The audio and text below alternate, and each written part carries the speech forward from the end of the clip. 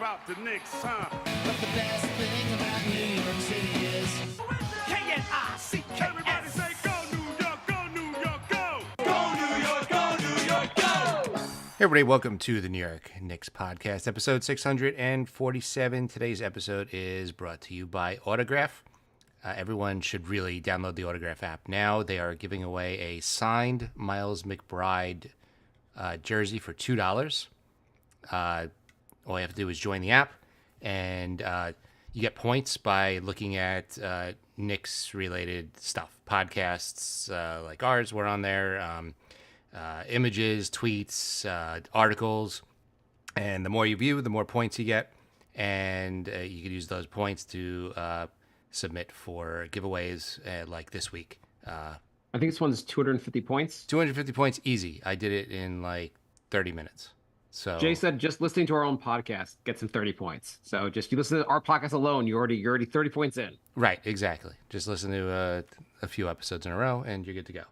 And They're paying you to be addicted to your phone, which I'm doing for free. So it's all stuff you're looking at anyway. I mean, it aggregates all the Knicks material in one spot. You got Knicks Twitter, Instagram, blogs, and podcast all in one spot. You view it, get points, and you can have a signed Miles McBride jersey for $2. yeah, just like the Knicks got Miles McBride for, I think his contract over 4 years is $2. You can get his signed jersey for $2. Get the almost as good a deal as Leon Rose got. Right, exactly. So a lot to talk about this week. A few weeks ago, Jay, you were kind of depressed. Yeah. You were. Yeah. It was right after Randall was announced out for the season, or out for the rest of the playoffs, also just done. Yeah. And you were like, "This team is done. We don't know when we're getting OG back. We don't know what's going on. We are screwed." And it may have been like it's been a really great season, but Jay was a little too negative. I was like, even Jay, you're kind of going over the top. Anyway, Jay has. How are you feeling now, Jay? Feeling a little bit better. So, yeah, Mitch was also out. So, like, Mitch, Obi, and Randall were out. There was, I'm sure Philly fans can relate, there was a number of games that were decided by questionable calls at the end of the game.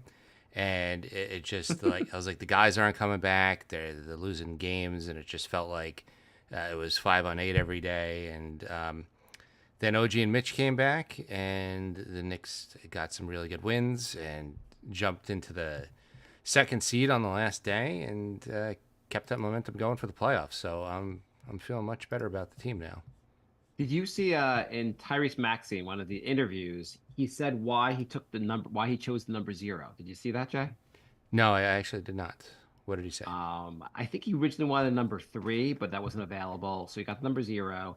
And 0 is to remind him that there are 0 excuses. You don't make excuses. Which is really great because he's the only guy in the 76ers not making excuses. He is. He has been. He has a winner's mentality. He's been a true, like, legit, like, saying all the right things, having the right attitude. Other players in Philly, not so much. But other players, are you speaking of anyone in particular, Jay? Maybe a 7-foot guy? Who looked like he was like crying at the end of the game. I don't understand also. So something's wrong with his eye, apparently. Something's wrong with his eye. He apparently is badly injured, can barely walk, yet he's scoring at will. He seems totally fine when he's on the court, but off the court, he has all these injuries. Well, I wouldn't go that far. I mean, I would say his scoring is he's still scoring a lot of points, but he's playing almost no defense. I mean, he's not boxing out. He's not jumping for rebounds. Is he not boxing out iHeart? I hadn't noticed. There were the 2 key plays where if he just boxed out iHeart, he wouldn't have anything to complain about. Right, exactly. So I noticed they didn't complain about that. And also he's shooting 24% from 3 for the series, so he doesn't have lift on his shots, but. He looks better than I expect. Yeah, I know he's not 100%. He looks better than I expected, I guess. Based on going in, people are like, he's really hobbled. He's been pretty good during the series. Especially when he went down right before halftime in game 1. I thought that was the last we were going to see of him. I mean, throwing the ball off the backboard and then going for like the dunk and injuring yourself. First of all, there were people online being like, Knicks fans were cheering that. Knicks fans weren't cheering that. No. They were But it was kind of like ironic to see him get injured on that kind of play. I We mean, weren't cheering it, but you're like, if you're gonna be an asshole, at least that's how, like getting injured on that play is kind of. it was an exciting play, and the crowd like made a lot of noise while he was doing it. But I don't think anyone cheered his him getting injured. They clapped when Um, he got up and walked off. Yeah. Whatever. In this series, everyone's gonna see what they want to see. Yeah. The last minute of the game, we saw certain fouls, and the Philly fans saw different fouls. Like it's just like it's a picture, you stare into it, and you just see different things based on your frame of reference. Either way, the Knicks are up 2-0, which is goddamn amazing. Yeah, yeah, it is. The miracle comeback in game 2 was the Knicks 8 points in 9 seconds. We've been at the losing end of so many of those moments. It was just so amazing to have one where everything just fell into place the right way. It overcame like an impossible scenario. It was so many things had to go right for that comeback to happen. That play, I mean, we watched this one separately. We watched game one together. We didn't watch this one separately. But like when I guess when Maxey hit the three, you assume the game was over, right? Yeah, absolutely. I 100% positive the game was over. And then Lowry gets the two free throws. Mm-hmm. He hits the first one. Once you hit the first one, you're like, it's 5 points, but like, and then he misses the second one, but you're like, this It's is 5 over. points and there's like 40 seconds left. Yeah, you're like, this is not happening. And everyone's seen this play a million times already. We don't have to like, just like our emotions. Like I was watching it being like, well, let's just see what Brunson can do. Like Brunson had his two worst games, maybe his two worst games as a Knick. And the Knicks are up 2-0, which is crazy. I wouldn't even say maybe. I would say definitely. I'm just wondering if there's a regular season game I'm just not thinking of, but like it just seemed like, especially for this level, especially I mean, it was almost to the point I was like, do I really want Brunson shooting here? But I'm like, yeah, we're living and dying with Brunson. We're not going to win without him playing well, so Yeah. he can just keep shooting. He misses the first shot, and you're like, okay, or he's like somehow on the floor, the ball comes loose, they get the ball back, and they get back to him. He shoots the shot, and the ball bounces up on the rim and comes back in.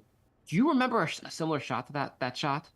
The Brunson one that goes up like 5 feet and then like 2 feet and comes back down. Do you remember a similar shot? Wasn't that Kawhi against Yes. Philly? Yeah. Yes, Kawhi's last second shot to beat Philly in the playoffs. In game Ball 7 of bounces. the semis, yeah.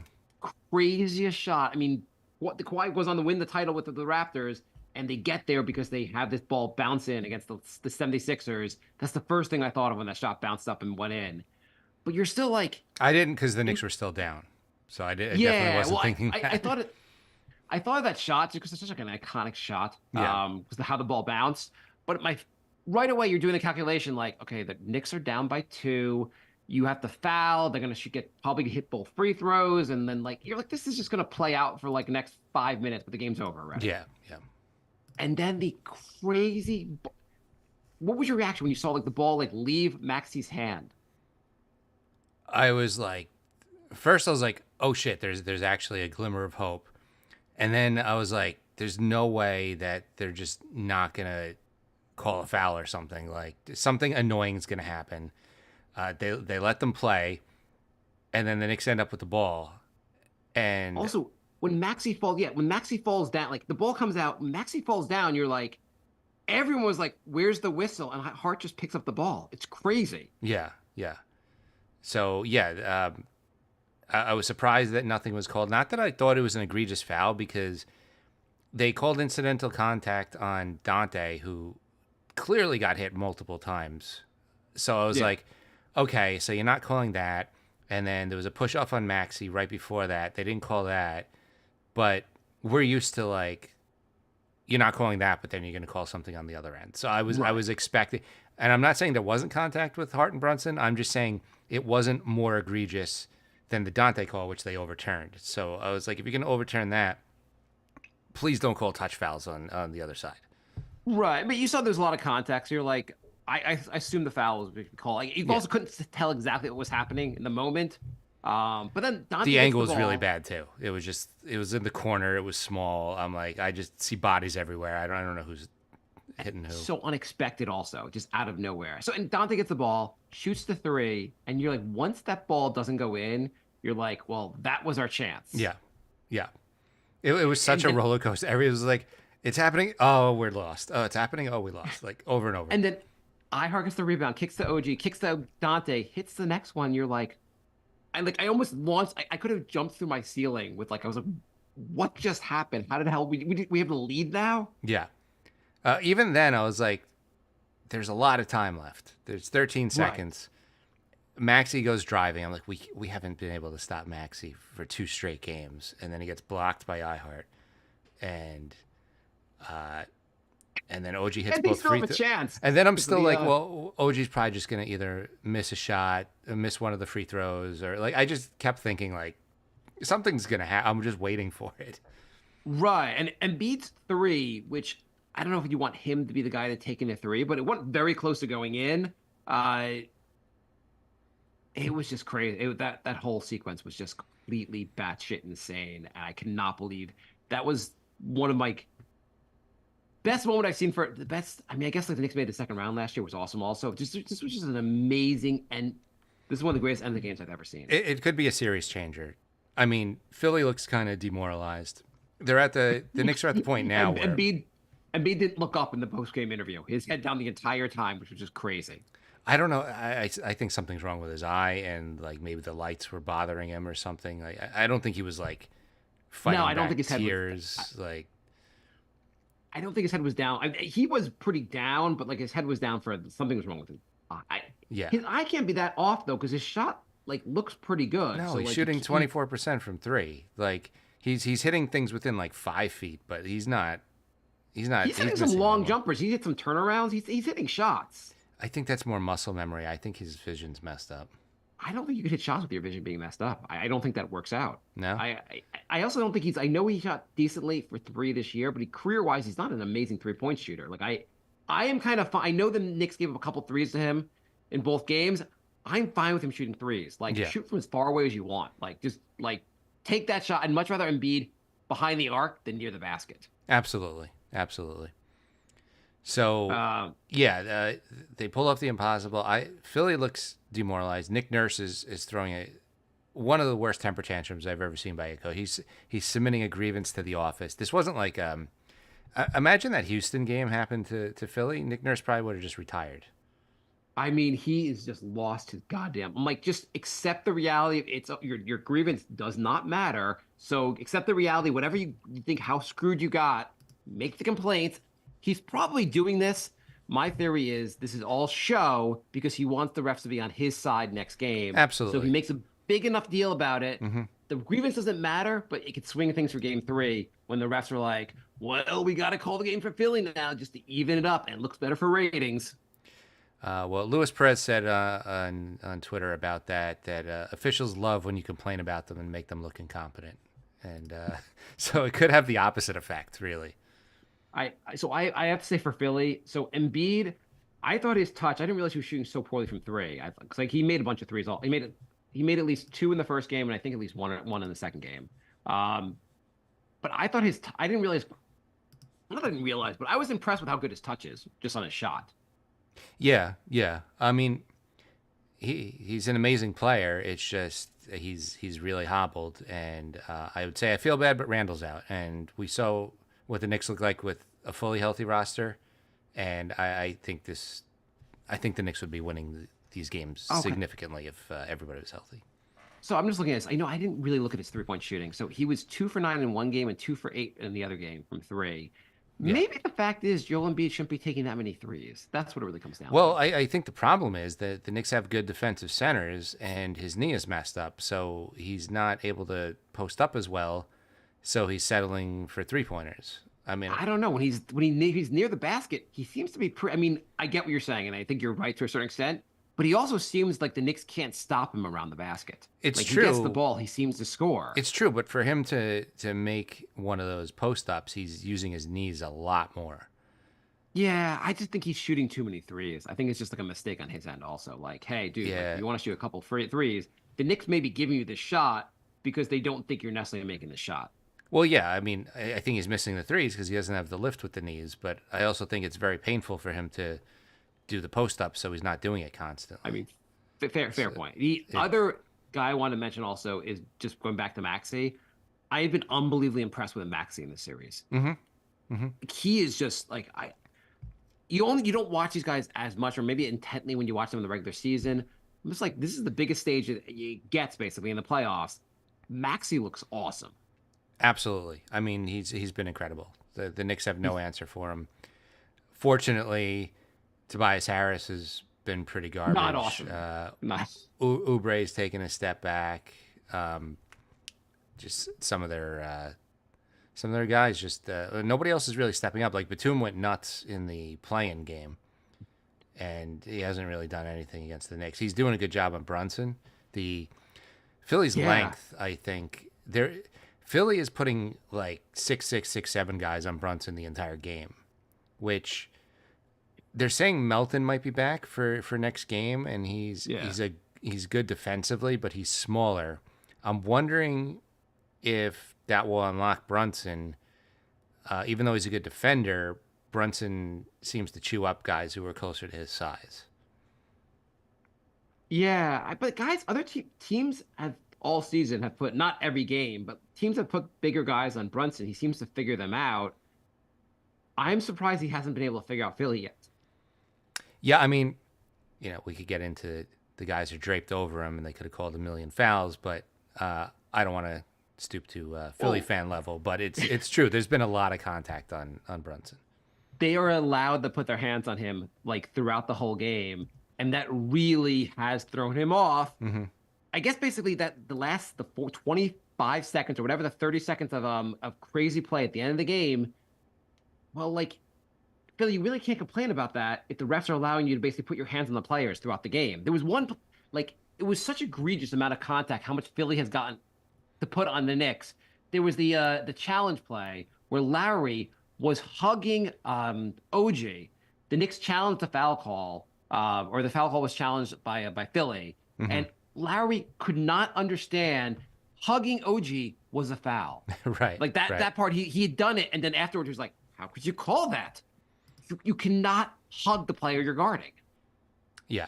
Well, Tibbs, when asked about the final 2-minute report, they did come out with a final 2-minute report. They said that the push-off on Maxey was incidental on Hart, so that wasn't a foul. And they said both Hart and Brunson did foul Maxey, and that Nurse called for a timeout, and they didn't call it. So I have to say about that is, first off, Nurse called for a timeout. He did it in such a way that his team didn't even know he called for a timeout. So if your team doesn't know you called for a timeout, then you didn't call for a timeout. Especially with the guarding fans screaming, you got to be a little more demonstrative. Yeah, Brunson, like a Hart, they grabbed his jersey, totally Maxey. There was a slight foul on him. But how do you call incidental contact Maxey blatantly pushing Hart? There's the third time the term incidental contact has been used, and all three times it was used to screw the Knicks. Remember when RJ was going up for a layup at the end of the game, and I think it was last season, and they hit him in the head. Who's RJ? I don't know who that is. Ghost of Christmas Past. He got hit in the head, and they said it was incidental contact. Like, incidental contact just seems like code word for like we don't feel like calling that. Yeah, it's exactly. We just don't feel even the 2-minute report. You're not gonna like in the 2-minute report. You could just be like, this is inconsequential. The 2-minute report does not matter. You could say a guy blatantly shoving. If you go back to the replay, like, I mean, whatever you want. I don't know how much of it would have affected the play, but he blatantly shoved Hart like with two hands to get him out of the way. So when Tibbs was asked about that, he said he's more concerned with the first 46-minute report. It's true. I mean, if you the last 2-minute thing, it's like I don't really like. Yeah, it affects the game, but like if you're calling crap one way for 46 minutes and then you call it the other way for 2, like you still affected the game in favor of the other way, like, or just stop making bad calls all game. I don't know. The 2-minute report is kind of stupid because they come out. It doesn't really matter. I guess Right. it's only for their. Like, if anything, you should be showing the refs all the mistakes they made, not those 2 minutes of mistakes. Yeah. Why are you releasing it to the public? What's the point of this 2-minute report? All it Because does is get have- people angry. They say it's for transparency, but all it does is rile up one fan base or the other, or both in this case. Yeah, this was just a dumb thing to release, and it doesn't. Whatever. So the Knicks. So the Knicks basically had the two worst games from Brunson, are up 2-0. Mm-hmm. Could they? You could argue one. You could argue, hey, the Knicks could not be in a better position because Brunson's playing not that well, and the Knicks are winning games. So Mm-hmm. like, Brunson's going to come around very soon, and Philly is screwed. Or you could take the argument, and I guess there was someone in WFAN made this argument today that Brunson's not playing well. Philly has figured him out. They've had the Knicks have needed like just got like unexpected things to happen that are not going to keep happening throughout the series. So he predicted that the Knicks are going to lose the series. That the Knicks are going to lose 4 out of the next 5 games.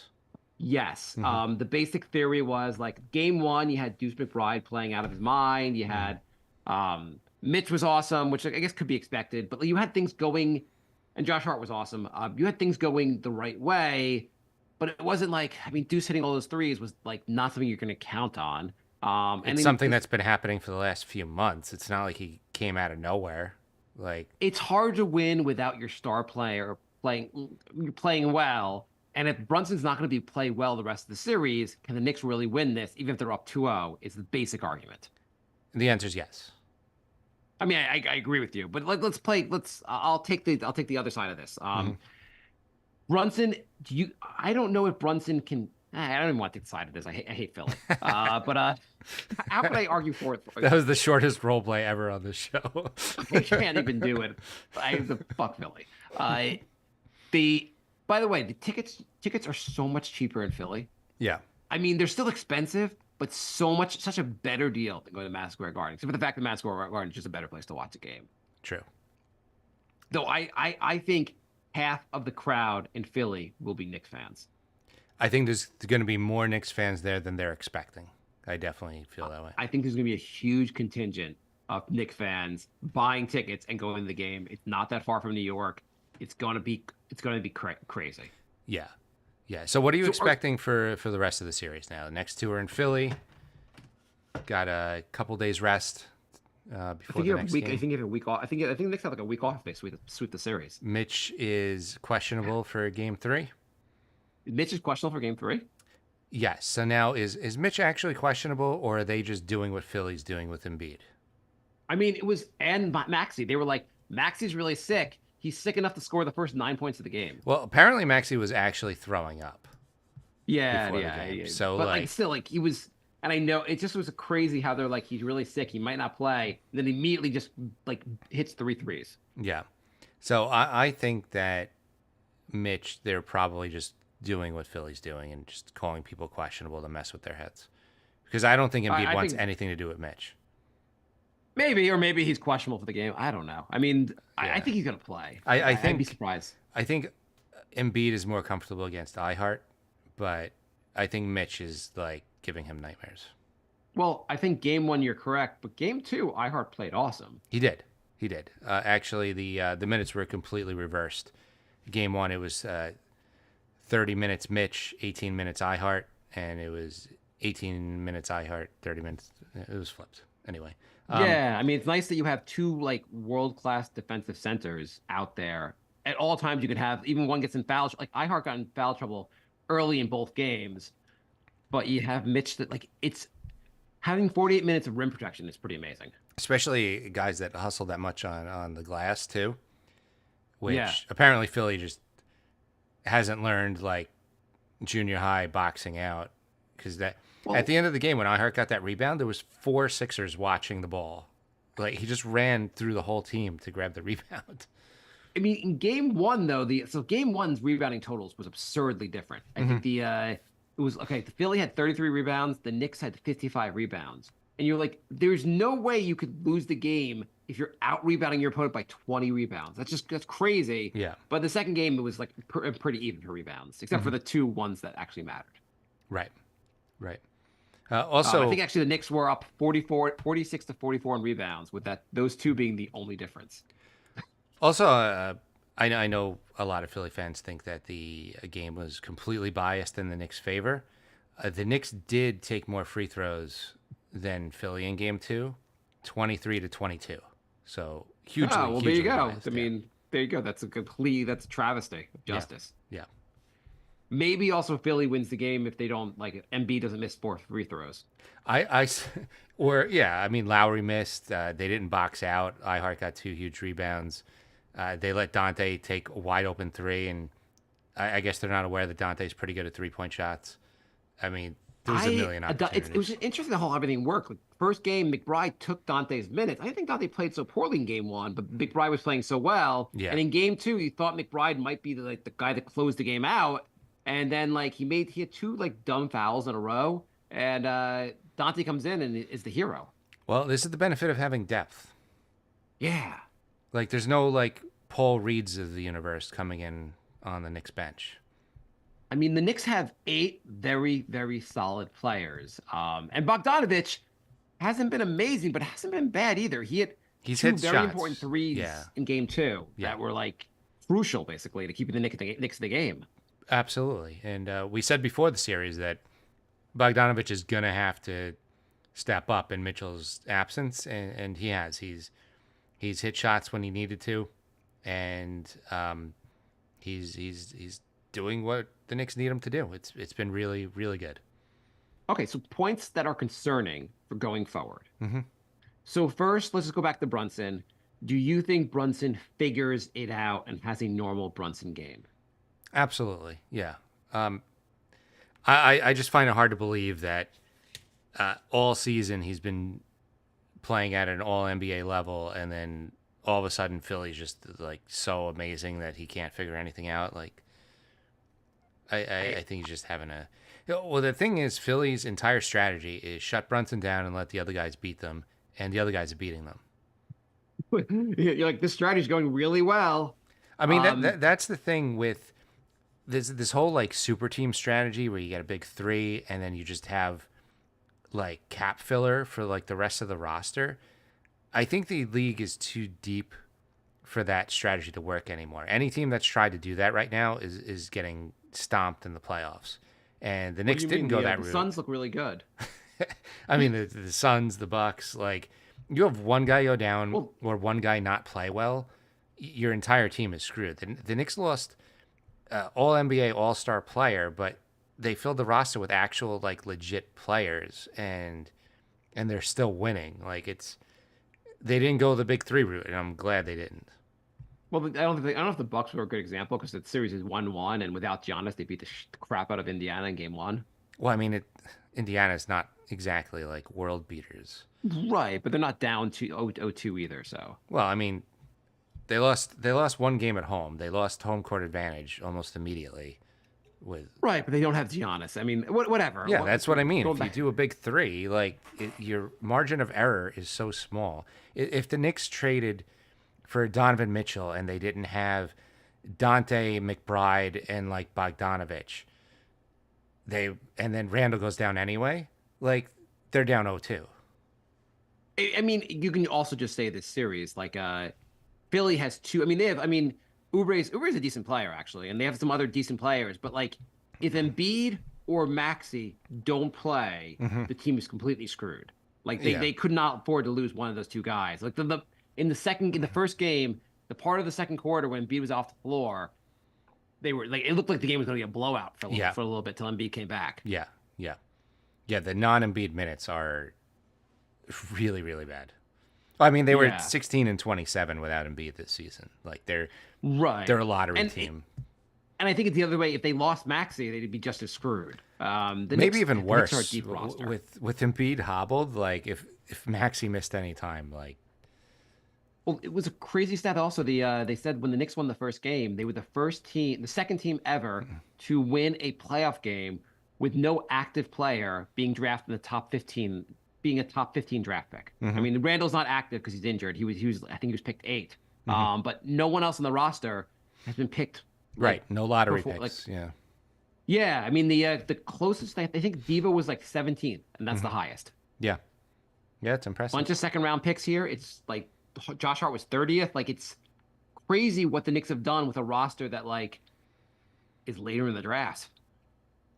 Yeah, I mean, like I said, we've been against blowing up the team and trading for that 1 star, and I'm glad Leon Rose did not panic and do that because I think things would be very different right now. Okay, so Brunson, concerning. We think he's going to figure it out. He's too good of a shooter. He's getting enough shots that like the shots he usually hits are not going to. It's not even. Philly's doing a great job on defense, but also there are shots that he hits that he normally goes in. They're not going in. They're forcing him to his right, but even when he goes to the right, he figures this out. We think he's going to figure it out. Yeah. Other concerning things. I've noticed that Philly seems to have worked out. Like there were so many times where Josh Hart was stripped with the ball going to the basket. Devo too. They seem to have figured out, like, to a certain extent, like Hart driving like full court to the basket, or just like they seem to be good at stripping the ball when the guys are going to the hoop. Yeah, yeah, they're a good defensive team. They're long. They get their hands in there. So I mean that's not great that they're good at that. I don't expect every team to be as good at that as Philly, but they have a lot of long bodies, and they're just they're scrappy like that. Can Josh Hart play 48 minutes a game? He seems totally fine last game playing 48 minutes. You think he's gonna? Is that a trend? I don't think that's necessarily a trend, but I think he's gonna play 40. Like he's gonna play a ton of minutes. OG, he has not been that big. His defense has been good. He's not had an amazing series so far and hasn't really contributed that much on offense. Hit a couple big shots, but like he hasn't been that great on offense. Well, any concern there? That is also like the silver lining. Brunson and OG have not those two best players, and they haven't played very well. So that's almost a positive for the Knicks because their ceiling is not. They haven't hit their ceiling. It's not like they're going supernova and they're losing or barely winning. Like this team has a ceiling is a lot higher than they're playing right now. It's not that OG's been bad. He's just been like average OG. You've not seen the 17 game, like the January OG. He's not been there yet. Right. Or just like completely locking down somebody to the point where you're like, holy crap. Like they're like avoiding his half of the court, like. Right. And I think Maxi's a tough matchup for him because of his speed. Yeah. Yeah. And Embiid obviously because of his size. It's just not. And then then it's like, oh, great, you're shutting down Oubre or Tobias. Like, big whoop. I have a question. Is there anyone in this roster you hate more than Kyle Lowry? It's close between him and Embiid just because I don't like the foul baiting. And the only reason it's not clear Embiid because he's gutting out an injury, and I do appreciate like the him playing. He's not like shutting it down. But the foul baiting pisses me off. But Lowry, I think, is just dirty. So I'll go with Lowry. He just annoys the shit out of me. I don't know why every year in the playoffs we have to play Kyle Lowry. I know. It doesn't matter what team. Doesn't matter what team. We're gonna play him every year. I will be very happy when they beat Kyle Lowry. I cannot believe how big of a role Lowry also has at age 38 on this team. What is he? The fourth oldest player in the NBA?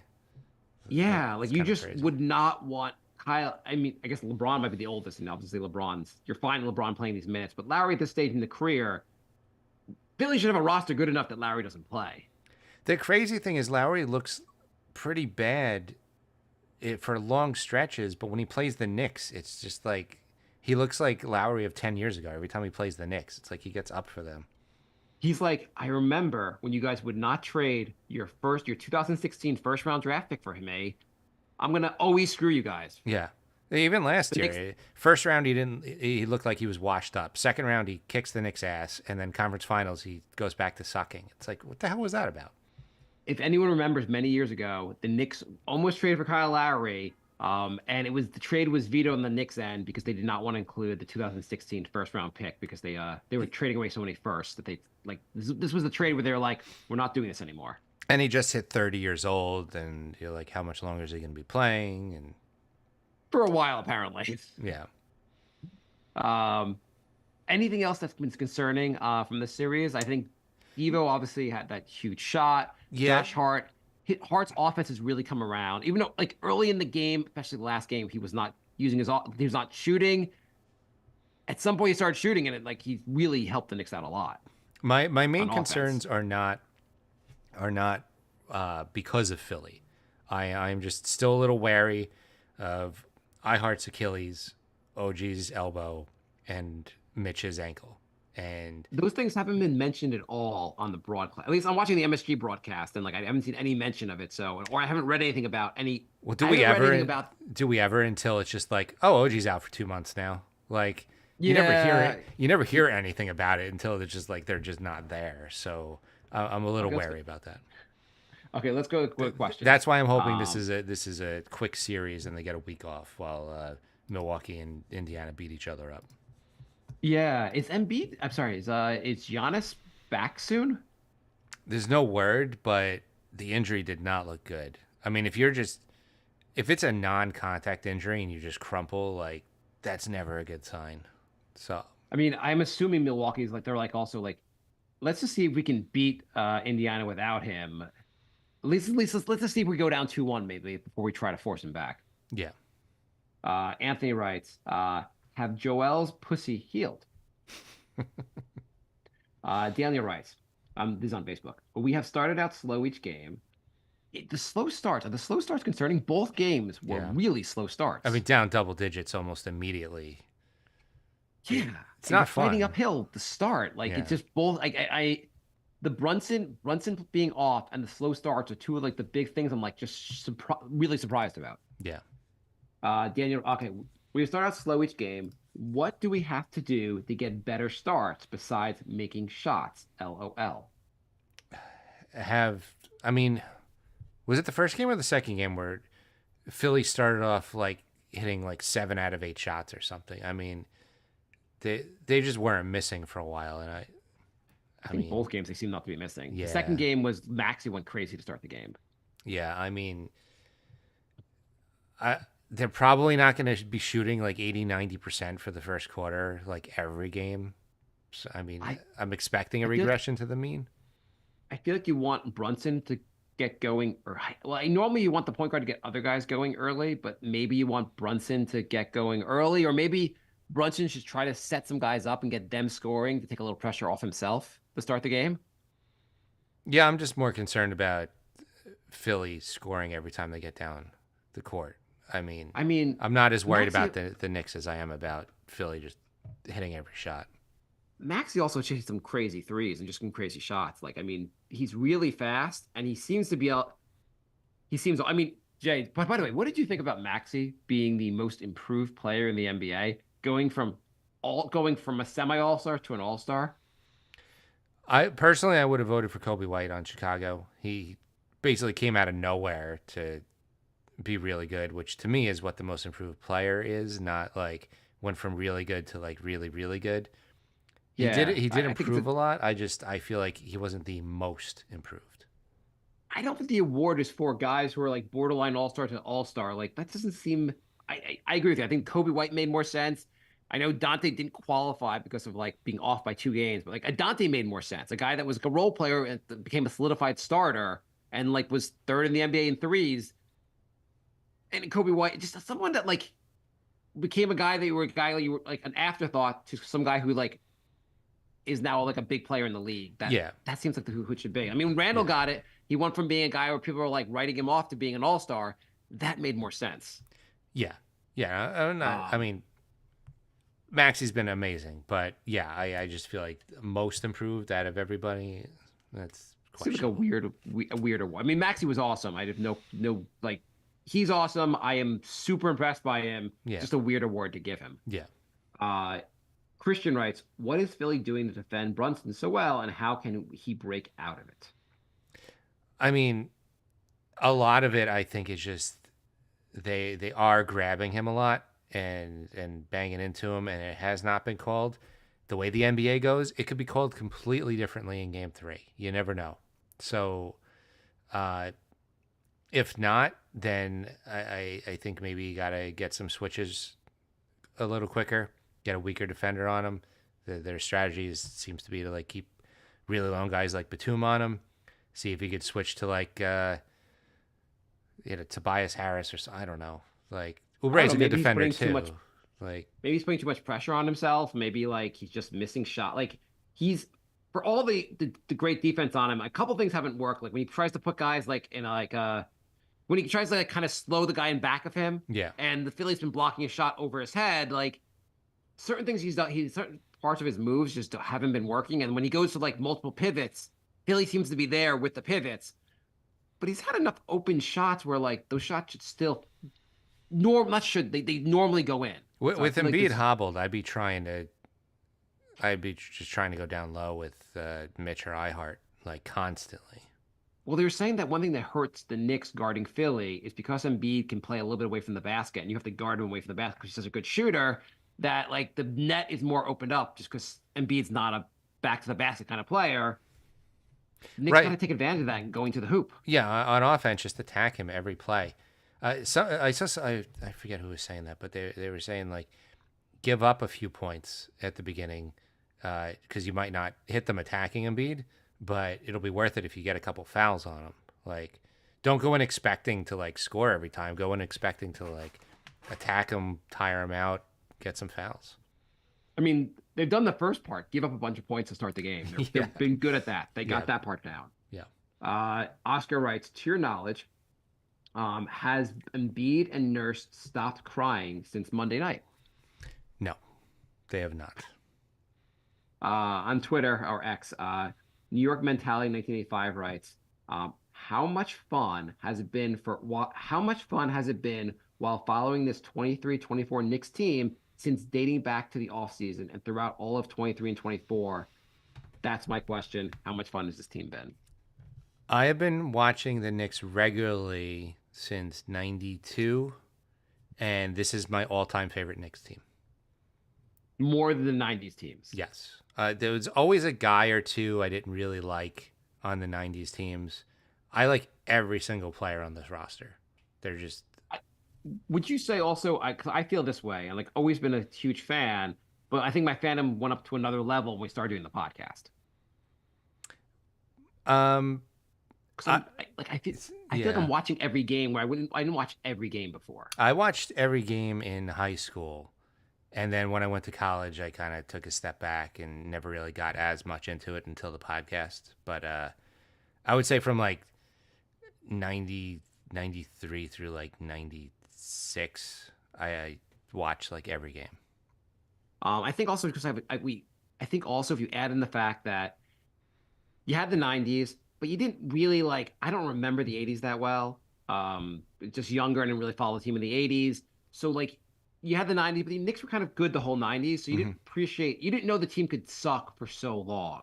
Yeah. And then 2000s, the Knicks have been trash for the last 20 years, basically, with a minor period where they won 54 games with Melo and like things were a little bit better, but quickly fell back off and just got really bad again. The last two seasons, like to really appreciate the last two seasons, like there's been since Tibbs got here, everything's been so much better. Not only that, they don't have any, like, remember when we first started the podcast, there was always a guy making stupid amounts of money who like either didn't play or couldn't stay healthy. Like there's no bad contracts on this team. No, Leon's really turned this around. And I mean, the first year they went to the playoffs, overperformed, but like you were like, this is really fun. I can't believe how well they're playing. But it didn't seem like you didn't know where they were going. The second year, everything kind of fell off, and you're like, what's going on? But the last 2 years have been, I mean, I guess really since Brunson got here, you're like, this keeps getting better, basically. Yeah, no matter what happens this season, I want them to bring the entire team back. I don't think you need any moves. Just imagine this team and you add Randall and 2 draft picks. Like, Yeah. I mean, just pay iHeart, pay OG, bring everybody back, and see what happens. Well, one thing that Brunson is missing here, and that I think is hurting him, is that and we like speaking of Randall, there's no other real force of gravity on the Knicks offense. Yeah. Where Randall really can get Brunson open shots from 3 and just like he draws double teams, he can kick it out to Brunson. No one can really do that besides him. And so the double teams just come for Brunson. Yeah. He tries to set other guys up, but like as much as this team is awesome, I think if they had Randall, they'd be I think they're gonna win the series anyway, but I think it'd be going, it can't go better than 2-0, but I mean, I think it would be like 2 blowouts. I honestly believe that. Yeah, that's the thing. Like, people are paying attention to Dante and they're respecting OG's shot, but they're not getting doubled. Randall would be getting doubled, or if you don't double, then Brunson's unleashed. Like it's like pick your poison at that point. Right. It's hard to beat both those guys. And I know Randall's had his issues in the playoffs, but I really think at some point in the playoffs he's going to look awesome because he looks awesome most games. I think it'd be really tough, especially because he adds a lot of size to the Knicks. Also, he'd be Yeah. really tough on Philly. I really think that January was a sneak peek as to what the Knicks would look like, and I don't see why it wouldn't look like that for an extended run. So apparently the Knicks can only, I think there's the max they can offer iHeart for because of I guess the rules of the cap. They can offer him maybe like 17 million or 18 million. To me, that doesn't because people. One of the things is people are like, well, can you really bring back iHeart? He's been awesome. I feel like around 17, 18 million dollars seems kind of like the contract iHeart would get anyway. Yeah, And I think he's going to get a lot more. He has an injury issue. This is his first year as a starter. He's not a guy. He's awesome, but I don't think teams look at him as a guy that like will put them over the top either. he said he wants to stay. I really this team seems so close. I feel like this is the type of team where if it's within reason, they would even take a little less just to keep this going. Like, do you think iHeart's gonna go to Charlotte for 18 if he could get like 15 for the Knicks? Like, Right. Yeah. If he gets 16, 17 from the Knicks, or like 50, say it's 16 from the Knicks, or on like 4-year deal versus 20 from Charlotte. Do you want to compete for the title, or do you want to Exactly. compete for like a lottery pick? exactly. It doesn't register. First of all, I think big men don't. It's hard to not that many big men get 20 million a year who aren't like a force on offense. But yeah, you're right. I think the team is so close. It's also I feel like James Dolan should be like, hey, listen, iHeart, we can only pay you $16 million, but you know what? There's a bag of $10 million on the table over there. I'm gonna walk out of the room. When I walk back in the room, if it's gone, I don't know what happened to it. Right. Why not, right? They also should do that for McBride. They should find a way to get some more money than McBride. Be like, hey, McBride, by the way, someone broke into your house and just threw gold bars into your house. Anyway, I can't. We'll figure out those vandals, but keep the gold bars. A reverse break-in. Reverse break. This season's been so much fun. Worldwide Knicks writes, would you try to guard Embiid up close and make him move, or let him be a spot-up shooter? My worry is game 3, we try to guard him up too close, physical, and the ref will try and make up for game 2. Yeah, I mean that is. Even if it's not the refs, like he gets those calls. He just gets those calls. It doesn't really matter who the refs are. It's. I would say try and push him back.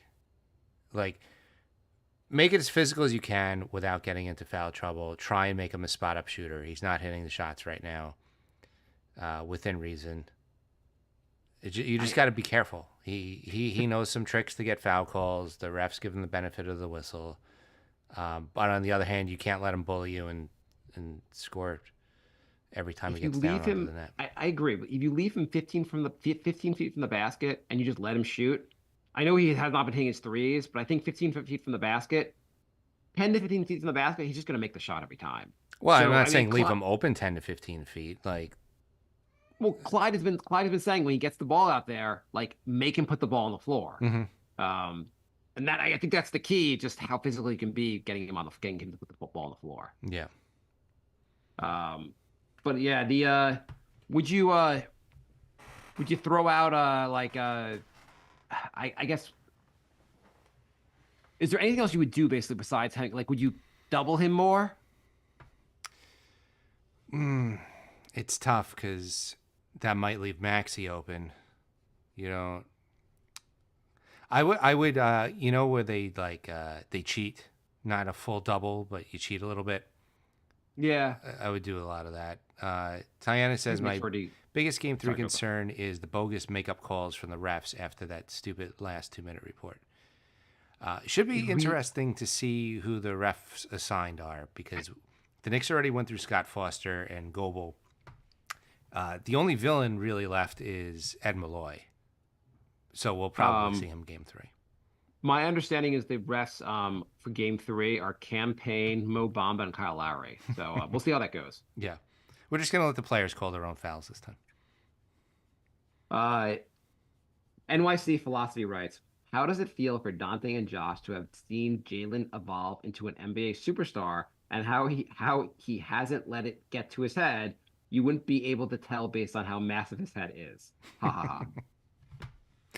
I mean, I feel like not only is the roster constructed well, they got a lot of guys with the same types of personalities where no matter what happens, they're not really like blaming other circumstances. You're not going to get a press conference where everyone's complaining about the refs. Like, even games where the refs screwed the Knicks, Brunson was like, I got to be better. Like, he does what Maxey does. It's like a winning mentality. They're not wearing stupid outfits to the game. They're like, it's all business, you know? They're just... it's still crazy these guys were Villanova teammates. And, like, a championship Villanova. And, like, now they're playing together in the NBA, and they play so goddamn hard and play so damn well together. Yeah, yeah. So, a non-playoff thing, but I wanted to point out, did you hear about the survey that said they asked players who is the coach they'd least like to play for? Yeah. And did you hear who the winners are? Yeah. Yeah. It was number 1 was Tom Thibodeau. By a landslide. Sorry, what? By a landslide. By a landslide. Number 2 was Doc Rivers, but like not even close to Tibbs. And the players came out and like they were like, this is, I to read you a couple quotes. DiVincenzo said,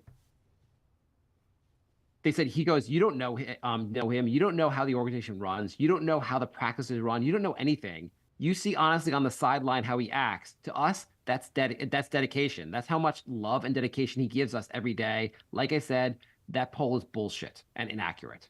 Nice. And what was the other one? I think iHeart called it bullshit also. I know Josh Hart jumped in on that too. And he said something about the players being soft. Bogdanovich said, if you're a player, you want to play as much as you can. So I don't get the other players who voted against Tibbs or whatever. Yeah. I mean, there's a lot of soft players and there's a lot of divas in the league. There's a lot of guys who don't want to box out. Like Tibbs wouldn't put up. You wouldn't see 4 guys watching the ball at the end of the game on a Tibbs team. That just doesn't happen. Bogdanovich went on to say, he's straight up. Whoever's giving him great minutes is going to be on the court. McBride played great in game one, so he's the guy that finishes the game. So if you contribute, you're going to be on the court. That's what it is. Tana said The Athletic had an awesome article about how much the team loved Tibbs.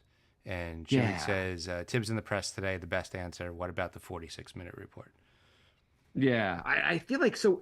What was it? He coached in Minnesota. It did not work out. And Towns there was some quote from him, and I don't have the exact language, but basically he was just like he basically had said Tibbs cares too much, more or less. And you were like, he cares too much. This is your criticism of the coach, that he's too dedicated. Right. He wants everything. He wants this too much. You're like, I don't know if Minnesota kept. I mean, and also Tibbs in Minnesota had the GM and coaching duties, which probably wasn't a good mixture. But are good to have both duties. But I don't know, like everything you hear about Tibbs, like all the critiques, like him overplaying guys, or like he treats every game, like they say he treats every game of the regular season like the playoff game, and as like a criticism. But then your team gets to the playoffs and they don't give up at any moment, basically, because they're doing this all season. Well, I mean, just look at the difference. Philly threw in the towel with like a full 24 seconds left in game 1. Game 1, you were like, why aren't they fouling? They just let the clock run down with a similar score. It was weird. And then Tibbs' team, situations reversed. They fought for it. They hustled. They got all the hustle plays and ended up winning the game. Yeah, I mean, if you flipped coaches and culture, like the series is completely different. I mean, and whatever you want to say about the guys that are no longer here, and nothing against them, But the people would criticize the Knicks, but they're like, why Leon Rose keeps trying to get Tibbs guys? Like, why? Like, you want guys that are fit with the coach. You want it to work well. And Tibbs wants guys who play their heart out, give 100% hustle, play defense. They finally got a roster that fits around what Tibbs wants. It seems to be going pretty well. Well, also, if you get a team of like-minded people, they're all going to be on the same page. Like, you know, somebody like Josh Hart, if he's hustling for every single rebound, he's going to be pissed at a teammate who's ball watching and not crashing the glass. Like, then you're going to have trouble in the locker room too. So they got guys who are all on the same page. They're all in on this culture, this hustle. And nothing is like Bogdanovich. I don't know how. I didn't watch him in Detroit this year. I know he's putting up points and all that, but I don't think he was playing quite as hard and as intense as he's trying to do now. Because he gets here, he sees everyone playing their heart out, and is like, "Well, I kind of follow that example because you can't. I'm not gonna like you can't fit in. You can't play here if you're not doing that." Yeah. Which is like awesome. I just think they built an awesome like. I mean, Leon, fine, you're playing 40 chess. We couldn't figure out your plan, but it's going goddamn well. It is. Any other questions? Yeah, anyway, I just thought that survey was just like, it's amazing how many guys don't want to play for the coach that has had so much success. Right. And, those are the guys who are just whining all the time and slacking and not winning as many games. Yeah, like Leon should be like, can I find out what players vote against Tibbs so we make sure we don't get those guys? Because those guys just don't have the winning mentality. Exactly. Do you want to briefly touch on the other series? Yeah. Okay.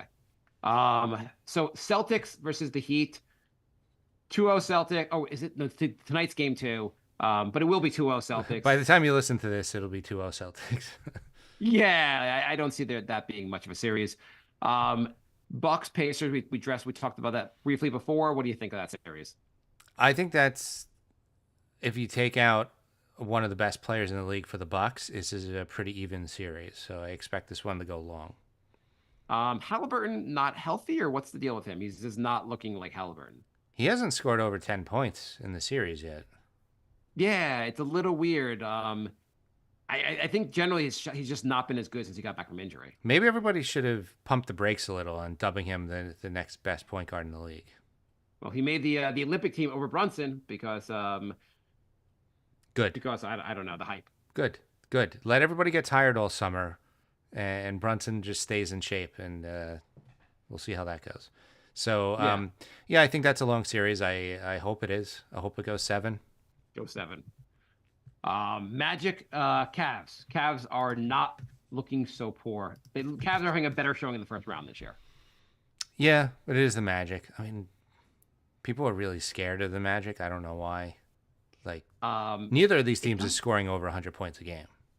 So Donovan Mitchell looks awesome. Yeah. He looks awesome. When you watch him, you're like, I mean, like, not that Knicks should go after him, but like, you kind of get why you would think about it. But the Magic look pretty ordinary. I mean, Banchero is good, and they're like good players. They just don't like. You're watching the Magic, you're like, I mean, it's very good for where they are like, developmentally, but they seem pretty far from being like really good. I mean, it's not like the Cavs are like, they're scoring high 90s each game too. It's not like there's a reason national TV isn't even showing these games. Yeah. So anyway, I'm not like super impressed with that series. This is just food for the Celtics in the second round. Yeah. Well, I hope someone can give. I hope the Cavs can fight the Celtics to a 7 games. We need that. Yeah. For when we get there. Okay. The other side of the bracket. So I guess Lakers Nuggets. The Lakers are really good at making you think they're going to win the game. All LeBron is doing is talking about the reffing when they blew a 20-point lead and he had a wide open 3-point shot at the end. But it's the ref's fault, apparently. The whole thing I've always found annoying about LeBron's amazing and all that, but it's so annoying that he always like is complaining about stuff. You're like, I don't remember Jordan complaining about this stuff. If you're gonna be the 1 and 2 with Jordan, could you not complain so much and be like a bitch so much? Yeah, I mean, Detroit kicked Jordan's ass and he went to the gym and lifted weights all summer to bulk up. Like, I mean, this is not to I mean, LeBron, like you can argue either one is the greatest player, whatever. And I mean, actually, I was talking to someone about it yesterday, and they were talking about like I guess Jordan played for the Wizards. I forgot it was around the same age Jordan played for the Wizards, Yeah. and they were like, "Who's a better player?" I'm like you could argue 27-year-old Jordan versus 27-year-old LeBron. 39-year-old LeBron is better than 39-year-old Jordan. It's not even close at this stage in their career. Hmm. Do you disagree, Jay? Jordan was still averaging well above 20. He was averaging like 25 points at 39 years old, so it's not as Did he far away average as you think. 25 points for the I think the Bullets first slash year Wizards?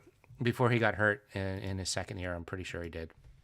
Okay, whatever. I'm gonna hand it to LeBron at age 39. The 39-year-old season. I don't care. The 30 I this is like the worst argument in sports. Like every day, somebody's like, hey, Jordan did this and LeBron did that. It was 23 points a game. Okay, I mean he obviously was. He's still a very good player. I'm sure. First of all, I'm sure you could take Jordan right now and have him be a solid role player in your team. Yeah, I mean, whatever. It's I just Okay.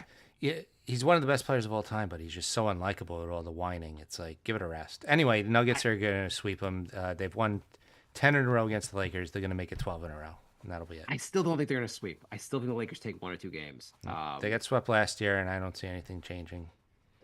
I mean, you're making. I mean, the Nuggets have made a pretty good argument for that because they come back in both games. The second game, I was like, oh, I guess wow, the Lakers are evening this up, and no. Pelicans Thunder. Game 2 is game 2 hasn't out. Game 2 is tonight. Yes, that was And much that's- closer than I thought it was going to be. That's a 2-point game. The Pelicans have a lot of size. Thunder, their one weakness is they don't have enough size. Yeah, yeah. I still think the Thunder are going to go really far in the playoffs, but I think the Pelicans are a difficult matchup, and this might go 6 games. Especially if Zion comes back, but who knows about that? So you, I still got Fine, Thunder. fine. Yeah, I mean, I'm not changing any of my picks yet. Clippers Mavericks. Game 1, kind of shocking, huh? Yeah, no Kawhi. Clippers win, and then Kawhi's back, and the Clippers lose. So that was interesting. Yeah, that was. I mean, Kawhi was not himself. He wasn't quite the level of Kawhi. He wasn't 100% Kawhi, but yeah, you would have assumed getting Kawhi back, you would have won the game. Yeah, yeah. So I think that's going to be a close series. Yeah, I think that's gonna be a real fight. And the what's the other series I'm missing? Minnesota, Phoenix. Oh, the maybe the funniest series of all. I'm telling you, the Kardashian Jenner curse is real, and they still have Devin Booker, and it's not looking good for Phoenix at all. No, I mean Minnesota looks really good. Jaden McDaniels having great series. Like they Minnesota might sweep. I really hope they sweep Phoenix.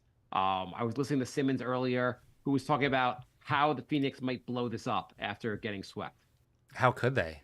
Who's taking on Beal? Or So Beal Durant, is not what- tradable. Yeah, they're going to trade Durant. Like I mean, doubt they Beal- trade Booker. Okay, so Beal, the case to trade Beal is maybe Well, you don't need to make the case to trade Beal. It's just like who's no, going to take sorry. Beal. The case that a team would take him is maybe the Heat would take him, wanting another scorer, and maybe they feel like he could fit in better there. I mean, the last year obviously they were trying to get Dame, so maybe they kind of. I mean, a lot of contracts you have to trade back to like take him, but maybe that's a possibility. Okay. I'm not sure who else would go for him. I mean, Philly has a Um, ton of space, but did they want to use that on Beal? Like they're just getting Yeah, I off mean- the Harris and Lowry contracts, and they're just going to immediately fill it up with Beal. I mean, if you think Beal's a really good scorer, maybe you think that's like what we're missing is another really solid scorer. Maybe that would be a big addition. Like I don't think it's out of question that Beal can get moved. And then the question really is Devin Booker or Durant. Booker's 28, Durant it's like 35. Who do you trade? I mean, I feel like you trade Durant. Of course.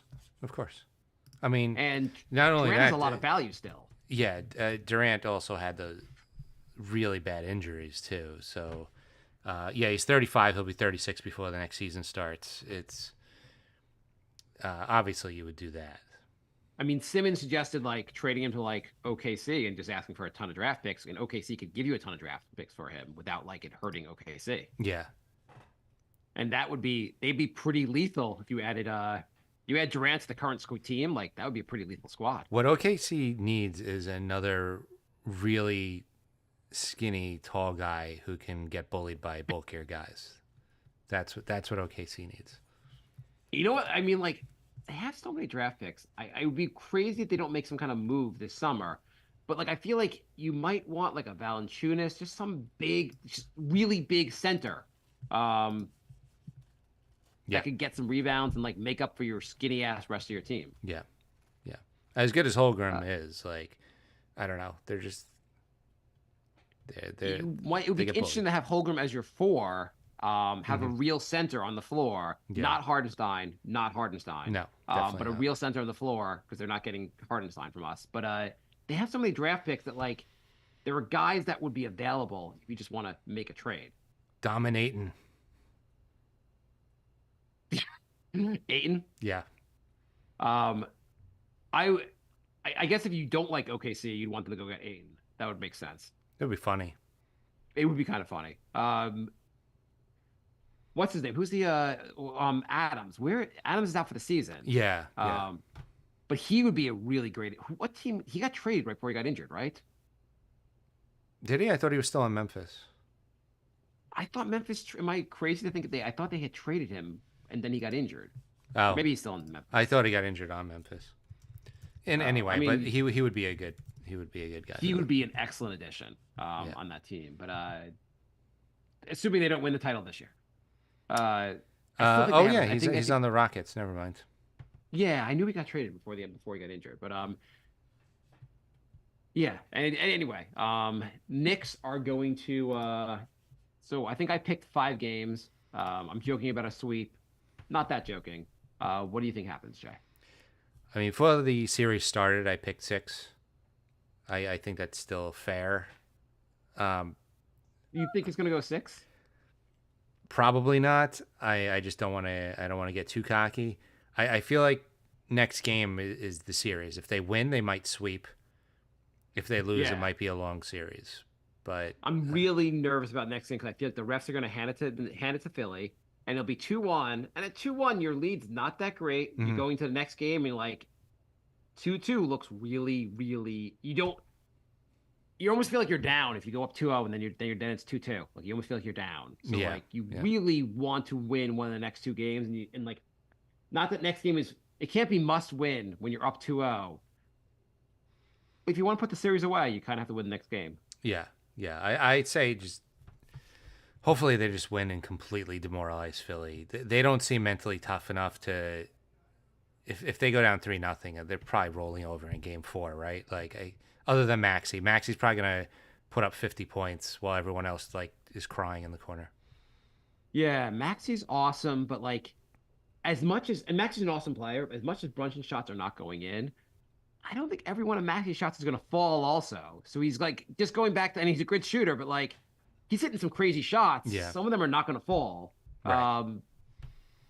Like everything kind of evens out. So like Brunson plays better, Maxi plays a little bit worse. Maybe the Knicks get a blowout next game. That's probably not going to happen, but it'd be nice. Yeah. But I can't still.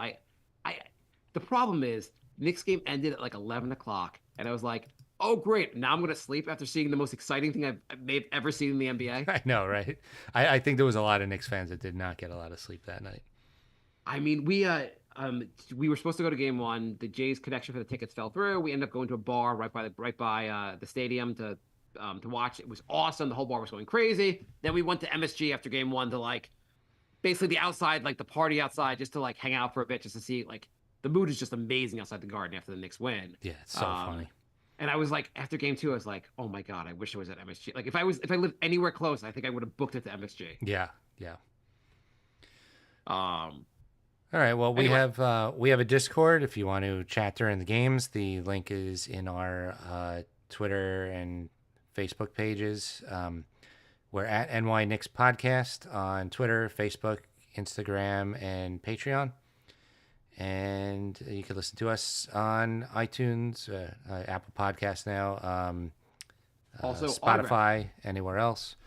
Yeah. Autograph. Oh, we mentioned autograph. We didn't. We're idiots. We didn't mention our code. Use code NYKP when you sign up for autograph.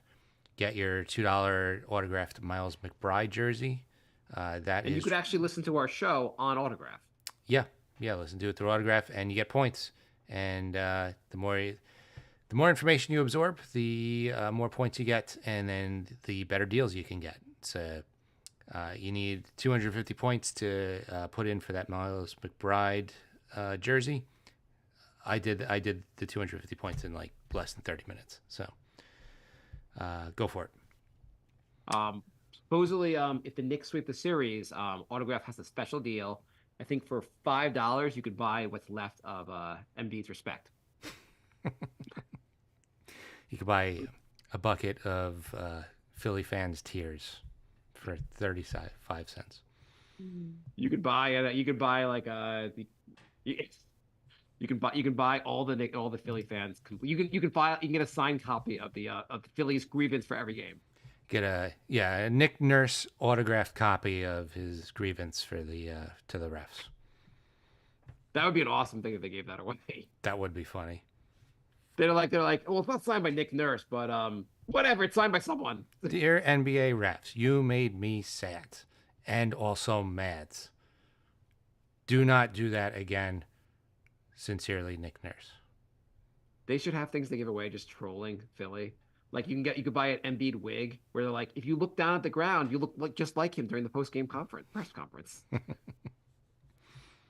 Buy zine for Embiid's eyes. Buy the zine that Embiid uses during the games. I don't even want to make fun of that. The whole blinking out of one eye thing is weirding me out. It's weird, but how injured could his eye be if he's hitting shots? I really think you cannot. If you close one eye, you would not hit your shots. If he's not blinking, that's got to be dry as shit. Yeah, he must have a dry eye issue. I would think if you can't Which shut it. also is tremendously. I mean, he's not himself. But whatever. Randall's not here, so he's healthier than Randall. So Exactly. All right. So thanks for listening. Thanks for joining in the live room. We will be back next week to talk about the Knicks sweep. Thank you and good night.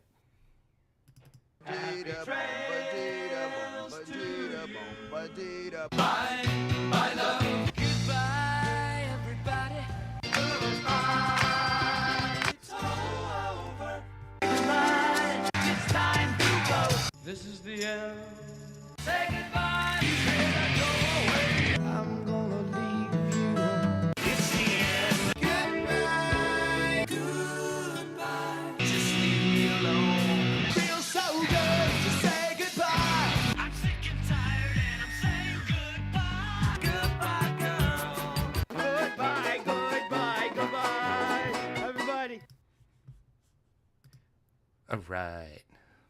How about them Knicks? Knicks in 4. Oh my God, that would be an amazing sweep. Are you getting like? It's weird how like just random Philly fans are jumping into Twitter to yell at us. Oh, I know. I haven't noticed that. Like, I don't know. Are you just like looking for Philly accounts to talk trash? I think I've trashed one or two of them, but nothing really. If I they haven't show up spent in like much- the feed, I'll comment. But like, unless that's just the algorithm, they kind of mix up the fan bases in the feed to get people arguing. I don't know. I haven't been. I mean, maybe Philly fans are looking for Knicks accounts to argue with, but like I've made one or two comments, but like I haven't been on Twitter as much as I almost would like to be. Like with Nick, I've just been busy with other things and I haven't been as focused on it. Because last year, Cleveland and Miami fans were Yeah, going nuts on our account too. Like, I which don't I know. thought was kind of fun. That's why I was like, I almost kind of want to bait them and like get them arguing, but like I put up some posts to like kind of try to bait Philly fans. Mm-hmm. But maybe that's what people are reacting to. Well, it definitely worked. But whatever. It's kind of fun. Yeah. I mean, I'm sure like immediately they'll talk trash if the Philly wins the next game. Oh, it's gonna be brutal if they win next game. Oh my God. I'm sure they've bookmarked all the Knicks accounts just to yell at everybody. Well, I remember last year people kept like being like they were like, I bookmarked this to yell at you after the series. Yeah, yeah, Um, but oh man, I really hope they win Game 3. That would just make everything so much easier. yeah, yeah. I mean, I don't see any way this Knicks team loses 4 games in a row. Okay, why did you have to say that? No, I mean if Yeah, they how go to up say that three out loud, nothing, Jay? if they go up 3-0, I don't, I can't see it happening. Um, yeah, this team plays too hard to like. I can't see them getting blown out. I feel like if they're gonna lose, the games are gonna be close, and if their games are close, I feel like they just out hustle Philly. Mm-hmm. And I also think Brunson will hit some shots at the end of the games. I mean, he hit, I guess the one shot there, but like he's gonna hit enough shots at the end of the games that like it's gonna be hard for the Knicks to lose that many games. Yeah, yeah, I mean, you have to win 2 of 6 games to win this series. That seems very doable. yeah, yeah. Feeling good about it. Thank you everybody who joined live, and